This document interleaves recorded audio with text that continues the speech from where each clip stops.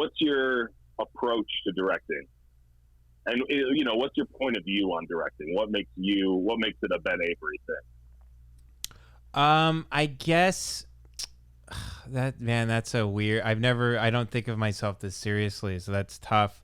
And I try to make things I do to be sort of this, I don't think like the conscious mind is very intelligent.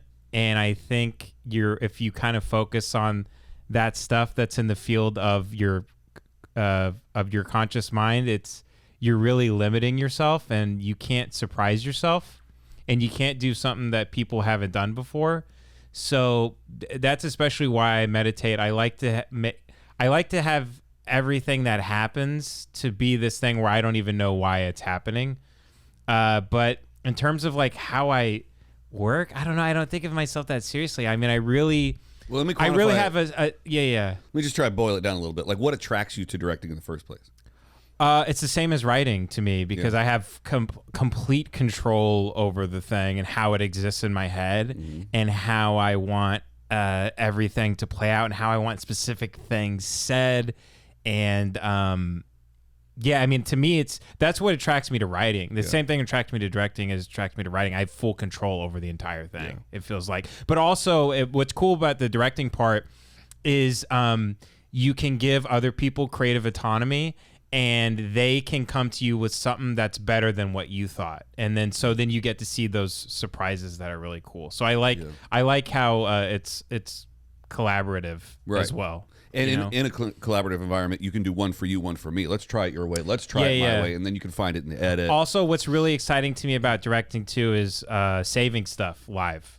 So all of a sudden the cloud moves, or something happens, or someone won't say a certain line, or whatever, they can't get it. And then you start, I love like almost rewriting things and moving things out and moving stuff around, just figuring out shit on the fly and making it work, and then finding stuff that's way better. We had that on the last sketch we worked on. Yeah, exactly. And it turned out to be much better. Yeah. And also, you know, I came at all this stuff as an editor. I edited for a really long time. And then so when I'm directing, I'm editing. Because as I'm shooting stuff, I'm editing it in my head. I don't even feel like I'm really directing. Yeah. If I'm doing what I feel is like a good job, I'm cutting in my mind as I'm going. So it's just like I load Adobe Premiere into my head, into my stupid head, and I'm just mixing stuff as I go, and I'm rewatching it as I'm going, and then realizing I need extra shots of this or this or that, or this isn't gonna work. Or as we're shooting stuff, I'm like, I'm cutting that, I'm moving that. I think I'm gonna move this probably here. Yeah. So I've said that my whole career. As on set, if the director was an editor first, they're the best people to work with, because they're like, oh, we don't have to overshoot the wide. We're going to go right in here on the coverage. We're going to do this. I don't need that. I don't want that. And I'm like, I trust them. Directors that have no previous editing experience, I have to suggest shots to them because I think they're going to have gaps in their edit. Yeah, and they probably say stuff like this, like, that doesn't really look the way I want it, but we can fix it in post, right? Because they don't know how post works or whatever. And they're like, I don't know what I want, but I know what I don't want. That's so dumb. That's so stupid. More often than that's not, a reactionary guy with nothing to say. 100%, yeah, 100%. Yeah. I mean, what's worse than that is I'll know what I like when I see it, which is a lot of what directors say to DPs. I think that's the even worse version. Well, I'm glad I've never said anything like that to anybody. And then, Sivers, in the advertising industry, you find that a lot between your agency and the client, right? Because they're not very creatively driven, and it's your job to create the deck and provide them with the creative, and then they're going to go, I don't quite like that. And like, well, what would you like? And they're like, I don't fucking know. But that's why you have a job, I guess, right? Maybe the unpopular thing to say is I don't think it's that simple as things usually are. It's like, they usually are creative. They're just like creative in one dimension, and you've got to then figure out how to shape the other two around it. And it's like they kind of dictate one side of a three-sided physics, and it makes it sort of harder, right? Because now you have to shape the other two to the one that is, in granite.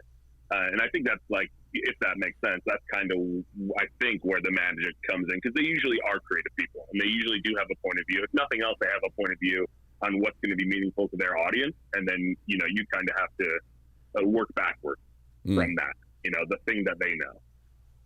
Got it. Okay. And I guess to answer your question too, I just love projects. I love working a long amount of time on stuff for a long period of time. It's really fun for me to become it's in my nature for whatever reason, and I don't fight it, to just become obsessed with something for a long period of time and work on it.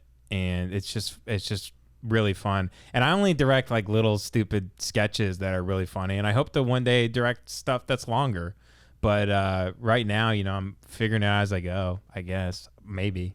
Who knows? Well, I mean, everyone is. Right? Yeah. I mean, you can only watch so many master classes and read so many books. And then you learn from David Lynch said it best. He just said you learn by doing. And so everything you learn to do, you just have to do it and fuck up and keep trying.